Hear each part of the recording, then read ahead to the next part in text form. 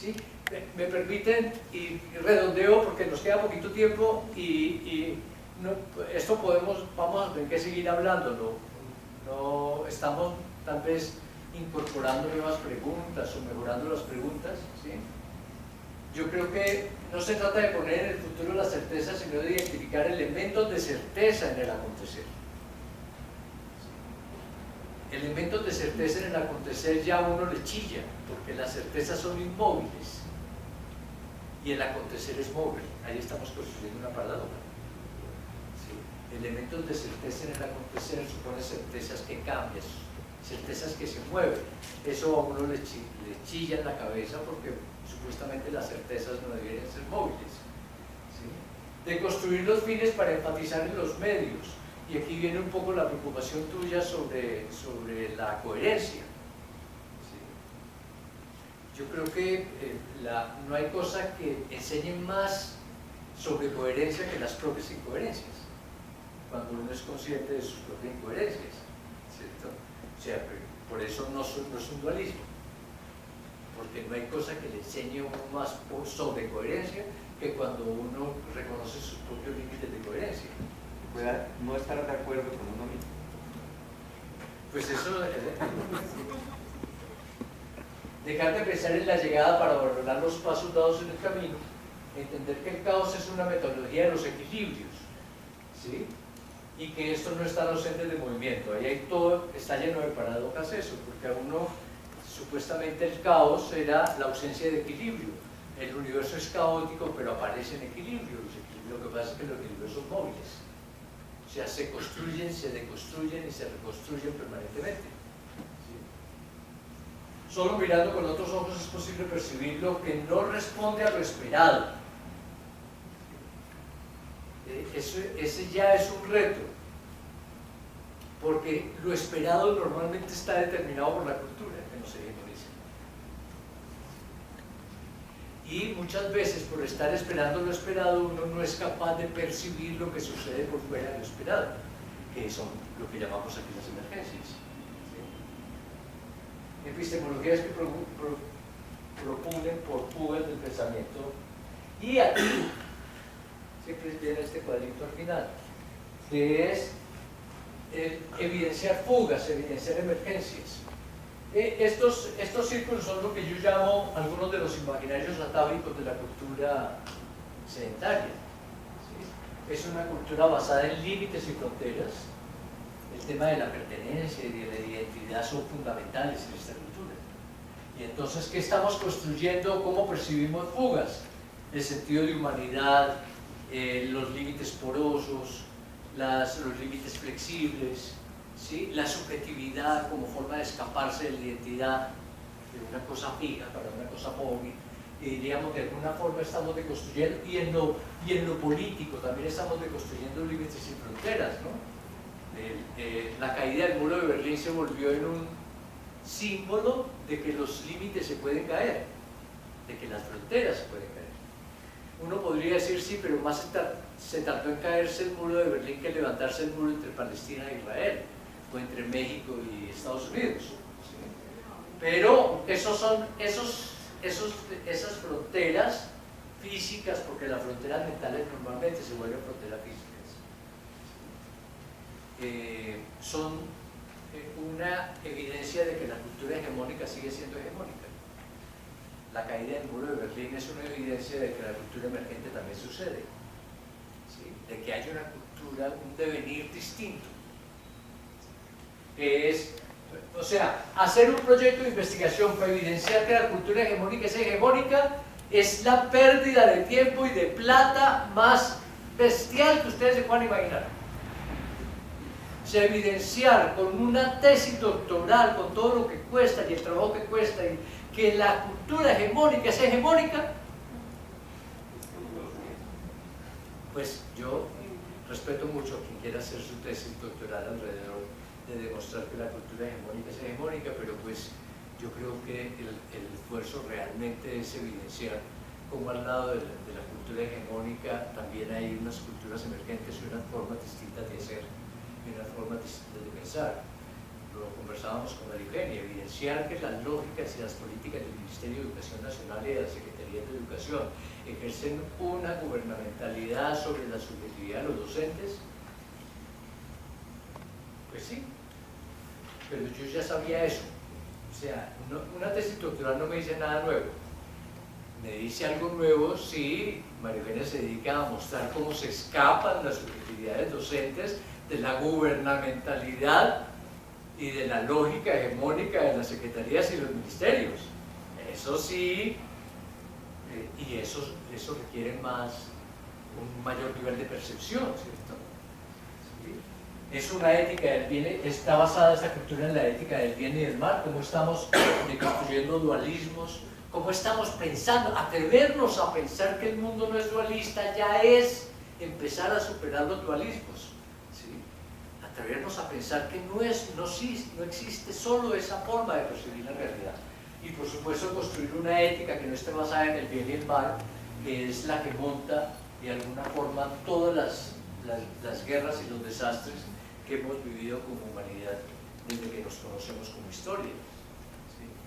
Una ética del bien y el mal que ha construido razones para matar y razones para morir, pero todavía nos debemos razones para vivir. Todavía nos hablan de héroes y de mártires, los héroes de la patria, y bueno, etcétera, etcétera, etcétera. ¿Sí? Y todavía creemos que nuestra propia subjetividad y nuestra propia existencia vale la pena si logramos construir el heroísmo. ¿Sí? Heroísmo por un mundo distinto, heroísmo por lo que sea, pero con heroísmo. Y el heroísmo nos roba la satisfacción de la vida simple. Bueno,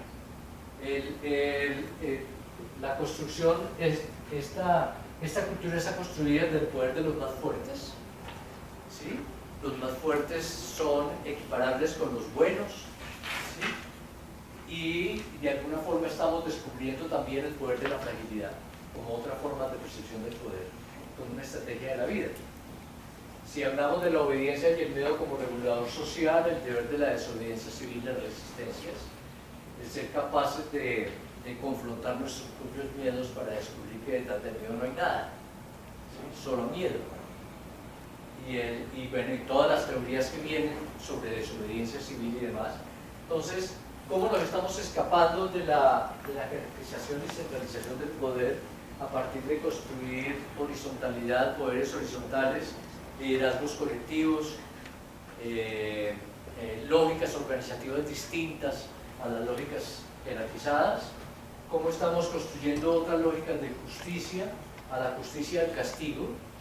Este país es hijo de esta justicia del castigo, ¿cierto? No van a pagar cárcel, no van a pagar cárcel, ¿no? O si solamente reparar el castigo, ¿no? El sufrimiento, el dolor. A quien inflige dolor hay que hacerle sentir dolor para que sepa lo que se siente cuando le hacen a uno eso. ¿Sí? Que es ley del talión, ojo por ojo y diente por diente. ¿Sí? Llevamos 3.800 años utilizando la ley del talión y no hemos logrado construir mejores sociedades, pero seguimos empeñados en que sea la ley del talión la que resuelva los problemas de justicia. Atrevernos a pensar una justicia distinta. Creo que atrevernos a pensar que es a veces más duro reconocer la verdad de sus propios errores y ver cómo los repara que recibir un castigo, ¿no? Y que es una lógica que recompone o puede recomponer mejor la sociedad. Ya lo hablábamos aquí, de una cultura de los unanimismos a una cultura de la diversidad. Estamos transitando. Lo igual y lo distinto no es un dualismo. Solo podemos reproducirnos entre iguales, o sea, entre seres de la misma especie. Pero necesitamos potenciar la diversidad genética para poder sobrevivir. Es lo distinto. Entonces, ¿cómo no construir? ¿Cómo escaparse no construyendo un nuevo dualismo entre esto y esto? ¿Sí? Sino entender que de alguna forma, porque la cultura emergente no es ausencia completa de la cultura hegemónica. Hay elementos de la cultura hegemónica que todavía nos permiten sobrevivir. ¿Cuáles se tienen que cambiar? Aquellos que están cuestionados desde la ética de la vida, ¿no? Y por supuesto la deslegitimación de todo tipo de violencias, y esto ya es de las cosas más difíciles porque legitimamos la violencia como el método ideal para que los buenos acaben con los malos, para que los fuertes dominen a los frágiles. Tenemos legitimada la violencia de los fuertes y deslegitimada la violencia de los frágiles. ¿Sí? La violencia de los frágiles es terrorismo, la violencia de los fuertes es orden. ¿Sí? Pero rápidamente pensamos en la policía y no pensamos en nosotros como docentes maestros o papás, donde estamos utilizando la misma lógica. Un papá que le pega a un niño lo está educando, un niño que le pega a un papá es contra la violencia. Los policías norteamericanos matan negros, ¿sí? Y estaban, pues, pobrecito, de pronto sintió miedo y de defensa propia. Pero si un negro mata policías, el mundo entero entra en crisis, ¿no? Si Europa bombardea Siria, está imponiendo la civilización y está intentando llevar paz a Siria. Pero si un sirio pone una bomba en el aeropuerto de Bruselas, pues terrorista internacional, ¿no? Y entonces nos cuesta mucho trabajo deslegitimar la violencia de los buenos. ¿Cuál es la violencia de los buenos? La nuestra. Sí, esta no le llamamos violencia, le llamamos educación, orden, disciplina, ¿sí? Le ponemos eufemismos para no llamarla violencia. Y entonces, pues, pero sí nos encontramos en una cultura emergente, en un proceso de deslegitimación. Evidenciar que esto ya está pasando, no es una utopía. Y por eso son tan importantes proyectos de investigación que caminen en la evidencia de lo que no se ve, en las emergencias, porque eso es lo que nos puede recomponer la esperanza, la evidencia de que ya está sucediendo. ¿Sí? Sigue habiendo mucha violencia contra las mujeres, pero cada vez tiene menos presentación social la violencia contra las mujeres, o sea, estamos en un proceso de deslegitimación. Lo mismo pasa con la violencia generacional. ¿Sí? La violencia de las guerras. Hace menos de 100 años los hombres nos matriculábamos voluntariamente, hacíamos filas de días enteros para poder ir a morir por la patria. Sí, hoy hacemos así. Sí.